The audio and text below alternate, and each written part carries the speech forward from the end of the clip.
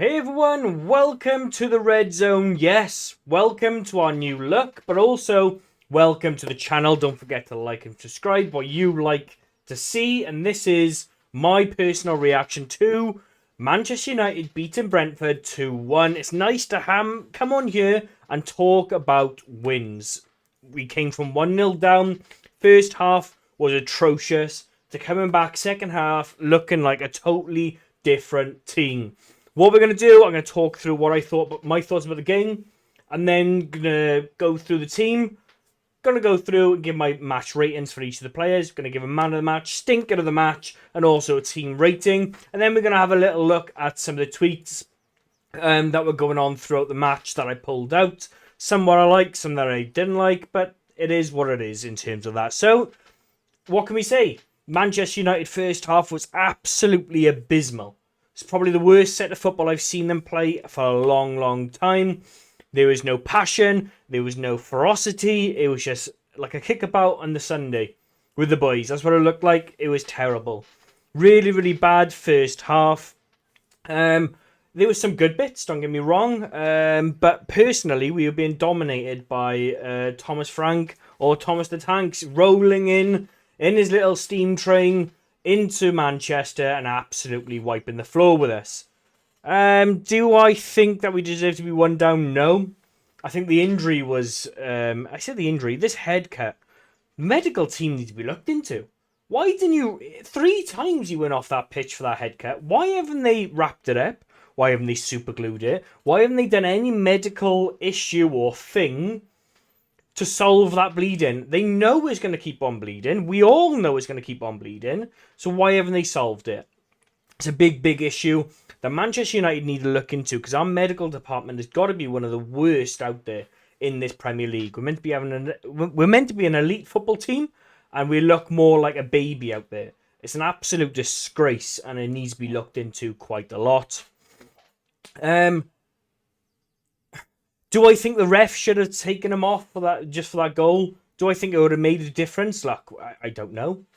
Personally, I don't think it would have made that much of a difference. I don't know. You're a man down, you're a defender down, and let's be honest now, he's probably one of the tallest people we've got on our side as well.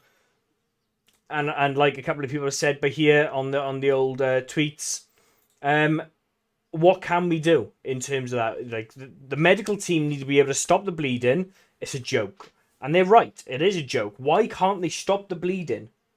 They're medical professionals. Why has he got to go off 3 times by the referee because it keeps persistently bleeding? Why can't they put a bandage on it?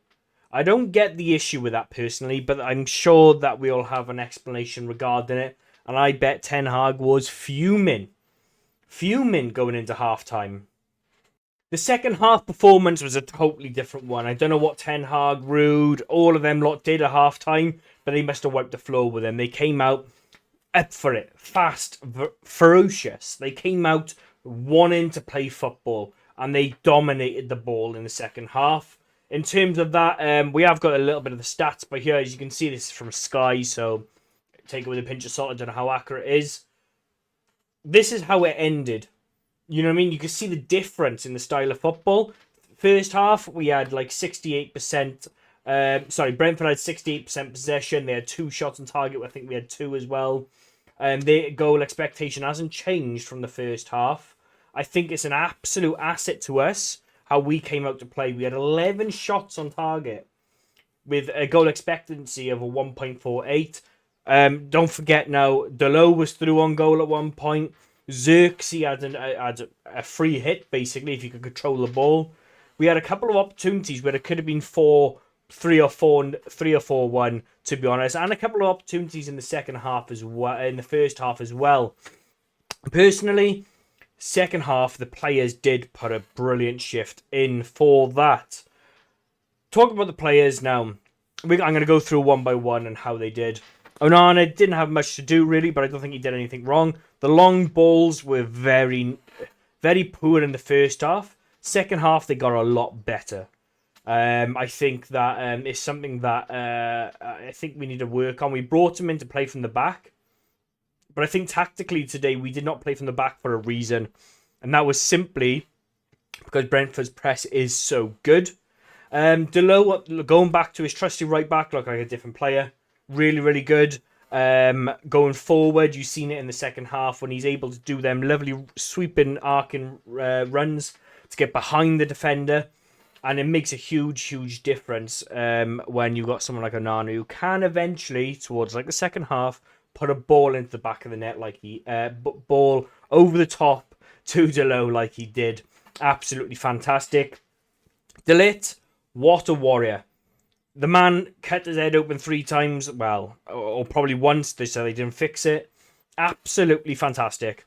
I cannot stop praising the man enough. Brilliant, brilliant performance from De Ligt again today. And I think it's an absolute credit to Manchester United because he played absolutely phenomenal today. Really, really proud of him, impressed by the way he could play from the back, but also I think having someone steady like Johnny Evans next to him really, really helped his game today. I don't remember one bad bit that he did. I think he won all his challenges. He kept up with the play, quite aggressive with a high press going into the back of them. Very, very, very, very aggressive play, which I like. I like that from my centre backs. That's why I like him playing next to Martinez. I think sometimes he tries to compensate for Martinez too much, and I think we don't forget how good Varane was next to Martinez in terms of making up for the little mistakes that Martinez does have in his game.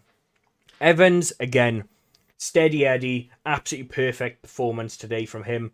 Cannot fault anything this man has done. It's mad to say, and it's quite embarrassing, really, when our best player is a 36, 37-year-old. Absolutely insane. Really, really impressed with him. Again, and the man's pulling up with cramp at the end. I don't blame him. I would be as well. The absolutely phenomenal performance. Aggressive. Time tackles well. Don't get me wrong, he hasn't got the pace, but he can play a highish line simply because of his knowledge up there. When to drop, when to press, when to do, when to go into the back of him, when to make that harsh tackle, when to step off, and you've seen that multiple times, definitely in the second half, where we were able to turn over the ball fast, get the ball into Eriksen, get the ball into Bruno, and able to counter from there. Absolutely fantastic. Martinez, left back. I think you've seen the vulnerabilities with Martinez today when he had Rashford on the side. Rashford doesn't track back as well. The second half, he was absolutely fantastic at it. And I mean, the first half, he didn't track back well on the left side. And they were targeting Martinez. And we really needed that support in the first half.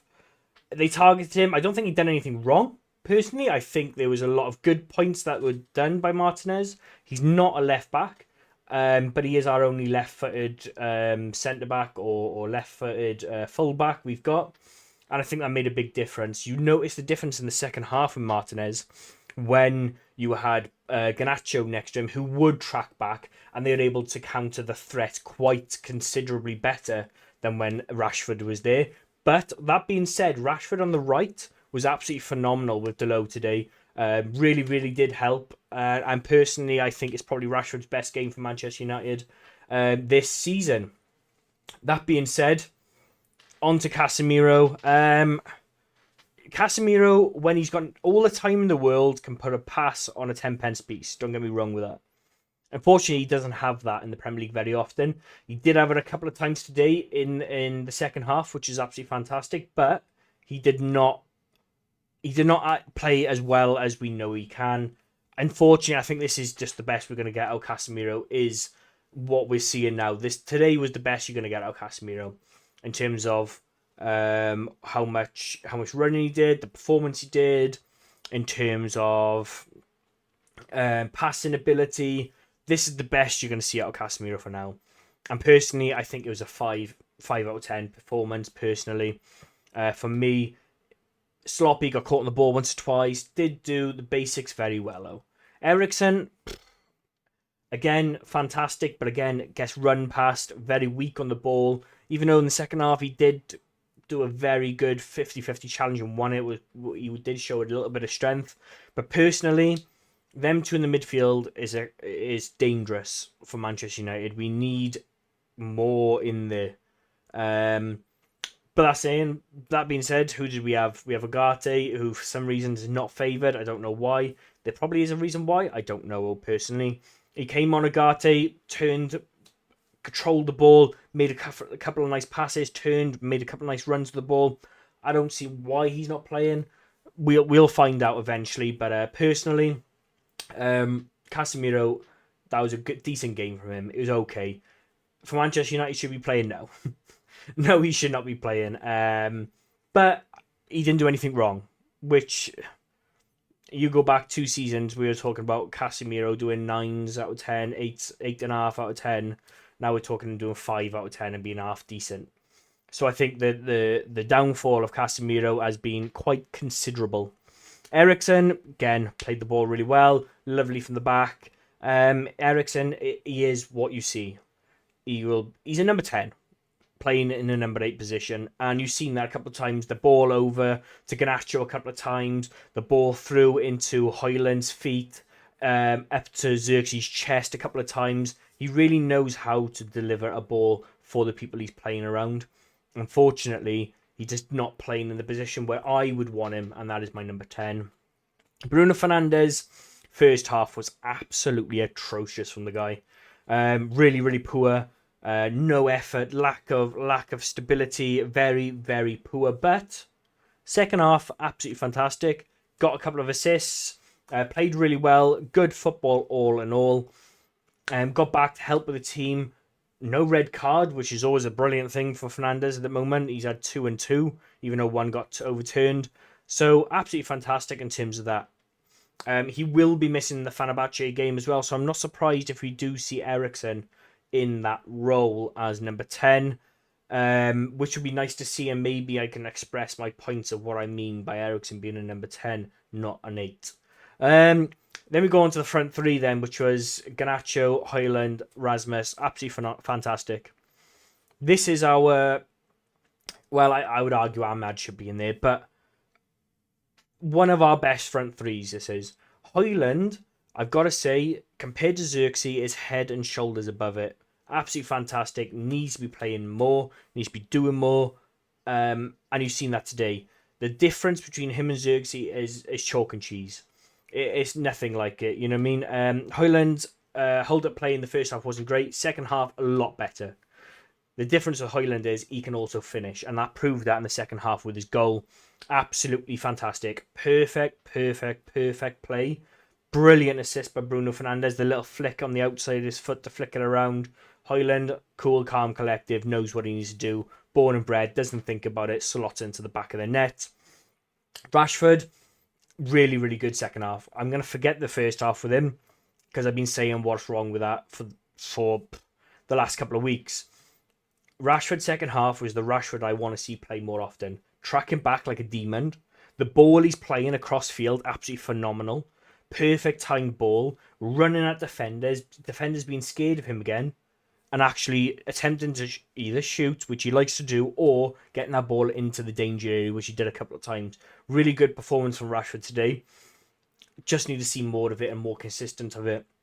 Garnacho, again, second half, he's got this ability to pick up a team at such a young age and say, right, I don't care what my teammates are doing. I am going to give 110% to win this game. And that's what he did. Absolutely fantastic. He's done it so many times for us in second halves where he comes out fired up. It's almost like he's pissed off, basically. So annoyed. And he's just going at him. Attack. And that's what we like about Garnacho. And it's absolutely phenomenal performance from him. So, Onana, 6. Dalot, 7. De Ligt, 7. Evans, 7. Martinez, 6. Casemiro, 5. Eriksen, 6. Bruno, 6.5. Garnacho, 8. Højlund, 8. Rashford, 7.5. And that is my ratings for them today. Overall, I'm going to give the team performance a 7. 7. I can't do 7.5 really. 7 out of 10 today. First half would have been more like a 3 out of 10. So I think you can see the difference in how they have performed. So a 7 out of 10 for me is a good score. Considering now we're in the top 10. Let's go. Top 10, here we come. Stinker of the game had to be the medical team. They cost us that goal, bringing our player off 3 times for the same injury that they're incapable of doing. Stinker of the game came from the medical team. And my man of the match, Garnacho. Consistently bringing up, picking that team up and chucking it out there. Absolutely fantastic. Really, really impressed with him today. So now for this final section, I'm going to have a little look now and pick some tweets out. I just want to show this one. You may not be able to read it on the screen, but it's the tweet that Mike Deans have put out, which is obviously on Soccer Saturday. It's no fault whatsoever of the match officials, which we agree. Even though it is very frustrating. Once he is bleeding, he cannot come on back on the pitch. The referee had no choice, which I agree. I completely understand that. And for me, I kind of agree with it is the medical issue. At half time, Manchester United were basically we haven't scored in 3.5 Premier League games since we last scored, which is a bit of a kick in the backside when you have a look at it. People asking why couldn't the ref hold on to the corner. The rules are the rules. Unfortunately, it's very frustrating.